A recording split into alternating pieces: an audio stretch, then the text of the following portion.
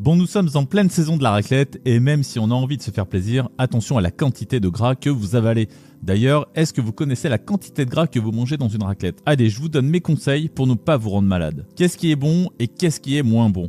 La pomme de terre, bon d'accord, 2, 3, 4 pommes de terre, c'est bon. C'est une bonne source de potassium, utile pour les muscles et la tension. Elles contiennent des fibres, surtout si c'est consommé avec la peau. Mais l'index glycémique est modéré à élevé selon la cuisson. Il y a peu de protéines et de lipides, donc déséquilibre si consommé seul. Donc 2 à 4 pommes de terre, c'est très bien. Elles sont clairement l'élément le plus sain de la raclette. Ensuite, on passe au jambon cru, qui apporte des protéines de bonne qualité, contient du fer, utile contre la fatigue, mais très riche en sel, rétention d'eau, tension et contient des graisses saturées. Donc c'est acceptable, mais en petite quantité. La viande de grison, c'est aussi très riche en protéines, peu calorique, une faible teneur en graisse, une bonne source de fer et de zinc, mais là encore c'est extrêmement salé. C'est la meilleure charcuterie de la raclette, mais attention au sel. Enfin, le fromage à raclette, c'est très bon, mais très calorique. La portion recommandée est de 30 grammes par jour. En raclette, on en consomme en moyenne 200 grammes, soit 7 fois plus. Ça équivaut à 7 à 8 plaquettes de beurre en lipides. Ouais, ça fait beaucoup en fait. Donc ça favorise vraiment l'excès calorique, une digestion lourde et un stockage de graisse. Donc c'est pas le fromage en soi le problème, c'est la quantité qu'on mange pendant une raclette. Bon, même s'il faut pas penser à ça